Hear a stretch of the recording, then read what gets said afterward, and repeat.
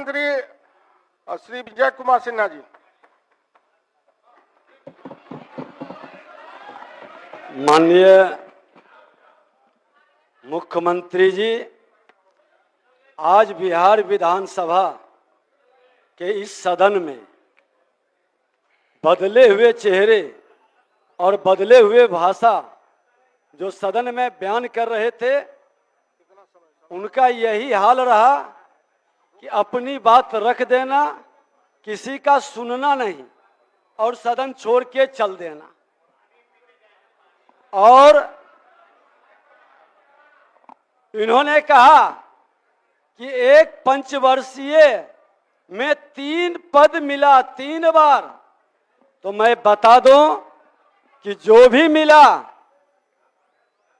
Party के हमारे नेतृत्व, गठबंधन के नेतृत्व ने जो भी जिम्मेदारी दिया, हमने ईमानदारी से निर्वहन करने का प्रयास किया, लोगों के विश्वास पर खरा उतरने का प्रयास किया। मैं बता दूं उपाध्यक्ष महोदय कि राजनीति रूपी रंगमंच पर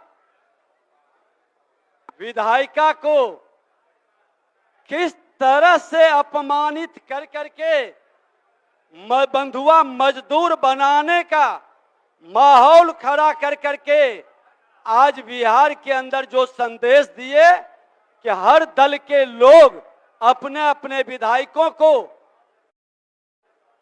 लोकतंत्र के पवित्र मंदिर में अपने विचार रखने के लिए कहीं न कहीं आग्रह किया, आज उसका असर भी दिखाई पड़ा कि आप एक परिवार के हर पद पर आपकी हिस्सेदारी, आपकी दावेदारी, राष्ट्रीय अध्यक्ष भी आप रहे हैं, मुख्यमंत्री भी आप रहे हैं, उप मुख्यमंत्री भी आप रहे हैं, स्वास्थ्य विभाग से लेके बड़े विभाग पर आपकी दावेदारी।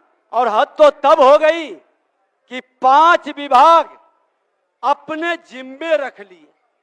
कोई विधायक इस लायक नहीं था जिसको विभाग दिया जाता अपने दल का। यहां तक कि गठबंधन की हिस्सेदारी भी मार ली गई। महोदय, ये बंधुआ मजदूर की मानसिकता वही अपनाता है जो परिवारवादी वंशवादी लोग होते हैं, जो भ्रष्टाचार से अकूत संपत्ति कमाते हैं। जो व्यक्ति अपने को समाजवादी परिवार के कहते हैं, अरे समाजवाद का ये चरित्र नहीं रहा। मेरे बगल के भी श्रद्धेय कपिल देव बाबू बड़हिया से आते थे, श्रद्धेय कर्पूरी ठाकुर जी को भी हमने देखा था बड़हिया में जब गोली कांड हुआ था। पिताजी शिक्षक थे, साथ में देखने गए थे। क्या सादगी थी, क्या सरलता था, क्या सहजता था, क्या ईमानदारी था। यह समाजवाद का चरित्र था। समाजवाद का चरित्र ये नहीं था कि अरबों का मालिक बन करके अपना बर्थडे चार्टर्ड विमान पर मनाएं। यह समाजवाद का चरित्र कहां से आ गया। कथनी करनी में जिसकी समरूपता नहीं रहे महोदय, सत्ता के लिए समझौता करने वाले लोग। मैं तो पहले भी सत्ता में मंत्री के रूप में एनडीए को जनादेश मिला था। हमारे मुख्यमंत्री यही थे। जनता के जनादेश का इन्होंने सम्मान करते हुए मुख्यमंत्री के पद को ग्रहण करके विकास की गति को बढ़ाया था। विकास की गति बढ़ रही थी। आसन पर हमें बैठने का सौभाग्य भी दिए थे।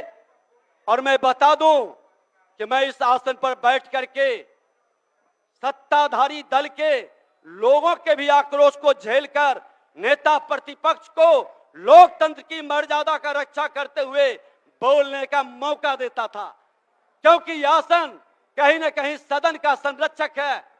लेकिन जब नेता प्रतिपक्ष हमें बनने का मौका मिला तो 55 मिनट के वक्तव्य में इसी आसन पर बैठे व्यक्ति 113 बार टोका टोकी करके डिमोरलाइज और डिलेल करने का मानसिकता प्रदर्शित किए।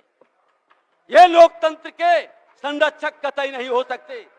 महोदय, माननीय मुख्यमंत्री जी, आपसे इन्होंने इतना बखान किया, मुख्यमंत्री जी अरे आप पर दया किए, जंगल राज लाने वाले को जनता राज कह करके सुधरने का मौका दिए, लेकिन नेचर और सिग्नेचर नहीं बदलता।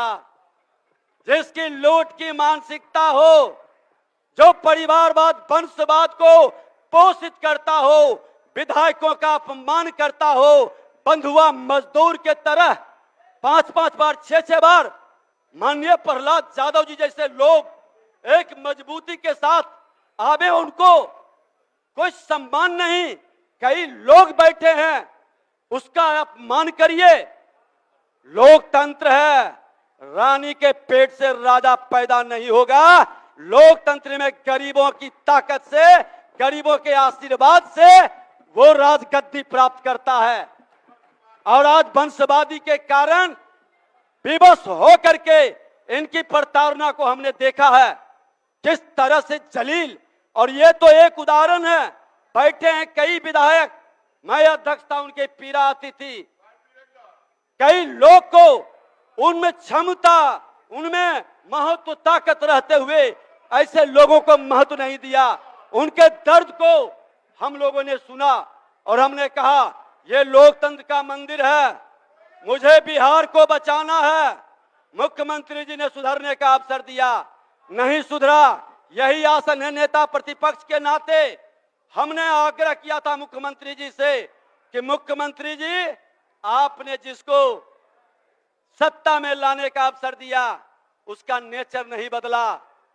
आज राहुल साहनी की हत्या कर देता है, उस पर एफआईआर होने नहीं दे, और आपने कागज लेकर के जब कार्रवाई की बात किए तो अगले की छटपटाहट, परेशानी और हंगामा और ब्लैकमेलिंग का भाव को आपने ठुकरा करके ये जता दिया।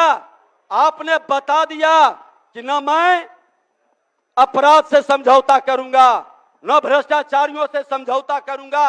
अपराध भ्रष्टाचार के विरुद्ध आपका जो मिशन था, आपने उस मिशन को फिर से साबित करके ये बता दिया कि बिहार की जनता की आंसू नहीं बहने देंगे। जनादेश एनडीए का था, एनडीए तब भी सत्ता में थी, एनडीए आज भी सत्ता में है। और अध्यक्ष महोदय मैं बता दूं, अभी बोल रहे थे मैं जिम्मेवारी निभाऊंगा जनता के प्रति। अरे 5 वर्ष आपको नेता प्रतिपक्ष का अवसर मिला, आप बता दें कि नेता प्रतिपक्ष के रूप में कितने लोगों के आंसू पोंछने के लिए, क्योंकि विपक्ष की जिम्मेवारी होती है सरकार को सजग करना, जनता की आवाज को सरकार तक पहुंचाना। 500 दिन के सफरनामा विपक्ष में 341 बार लगातार हमने किसी न किसी जिले के अंदर लोगों की आंसू पोंछे और उसकी समस्याओं के लिए सरकार तक आवाज पहुंचाई। लेकिन आप नहीं कर पाएंगे क्योंकि आप तो सोने के चम्मच लेकर जन्म लिए हैं। आपको तो पूरी तरह से दो पूर्व मुख्यमंत्री का कहीं न कहीं एक अहंकार भरा है।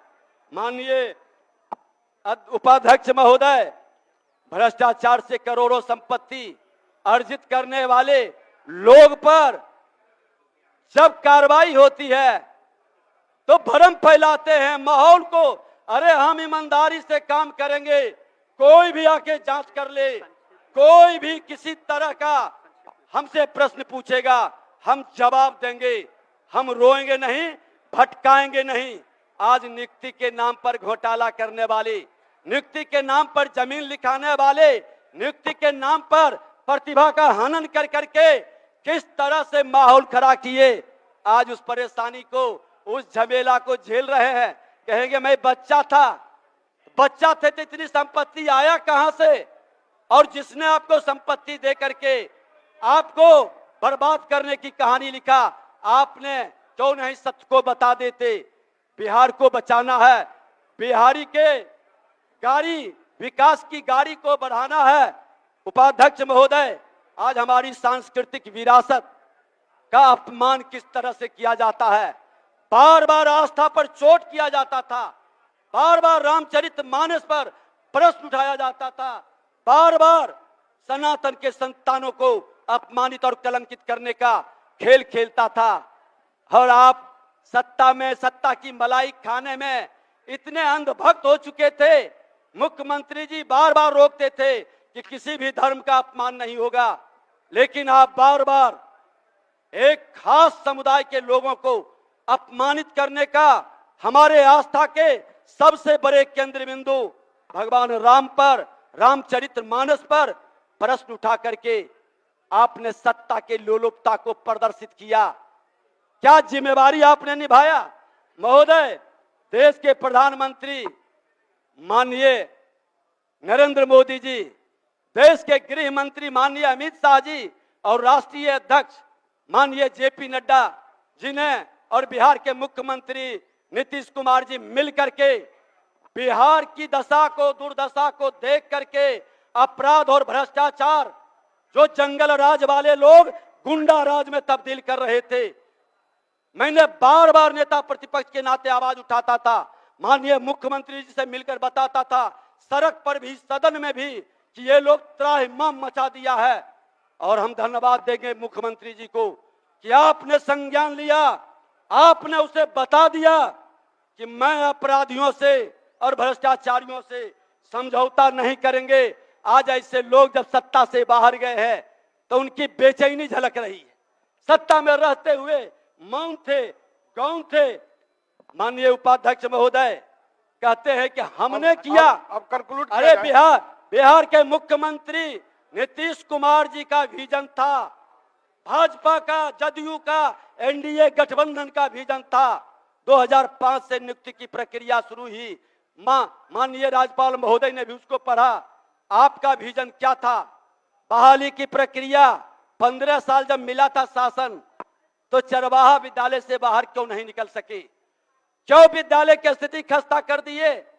क्यों व्यवस्था नहीं बना सके? कौन सा विजन था? नियुक्ति का मामला हो, जातीय गणना का मामला हो, मैं बता देना चाहता हूं कि जातीय गणना में ये बोल रहे हैं, है हिम्मत, खुला चुनौती देते हैं कि आपके 15 साल के जंगल राज में लोग पलायन के लिए विवश हुआ, लोग यहां से अपना कारोबार बंद किया, दूसरे राज्य में हमारा नौजवान प्रतिभा का सम्मान कराने के लिए मजदूरी करने पर विवश हुआ, निवेशक बिहार के अंदर नहीं आया। और जब आप सत्ता में आ गए तो जो निवेशक आया वो ठहर गया। आपका यही उपलब्धि है। आपने आज मुख्यमंत्री जी ने जातीय गणना के तहत आर्थिक और शैक्षणिक सर्वे भी कराया। 34% लोग, 94 लाख परिवार, 6000 से कम आमदनी है। अब जहां 6000 से कम आमदनी का हमारा बिहारी वहां पर ये चार्टर्ड विमान पर बर्थडे मनाते हैं। क्या यही समाजवादी का चरित्र था? महोदय, है हिम्मत तो 6000 से कम आमदनी वाले को प्राथमिकता के आधार पर हर जगह, चाहे नौकरी हो, नियोजन में हो, या आपको उनको अनुदान में हो, रोजगार में हो, पहली प्राथमिकता में ये खुल करके साथ दें। गरीबों के प्रति जिम्मेवारी है। देश के प्रधानमंत्री जी ने साफ कहा कि कोई जातीय उन्माद नहीं चलेगा। 4 जाति है, गरीब है, किसान है, महिला है, युवा है। अरे गरीबों के प्रति हमदर्दी है, हर जात में गरीब है। आप उस जात के गरीबों के प्रति आप ईमानदारी से चलो। अपराधियों को, माफियाओं को आप संरक्षित मत करो। आपके राज में कितने अपराधी पैदा हुए थे जब जंगल राज था? हर नौजवानों के हाथ में हथियार देकर अपराधी बना दिया था। एनडीए की सरकार में एक भी नया अपराधी पैदा नहीं हुआ। जो अपराधी था उसे भी सुधरने का मौका मिला, उसे भी शांति से जीने का अवसर मिला। महोदय, ये लोग की करनी कथनी में कहीं से समरूपता नहीं है। मैं तो कहना चाहूंगा कि क्रेडिट की बात करते हैं, नो विजन है, नो नीयत है, नो नीति है, नो सोच है। आराम से बढ़े पले लोग जमीन पर लड़ नहीं सकते।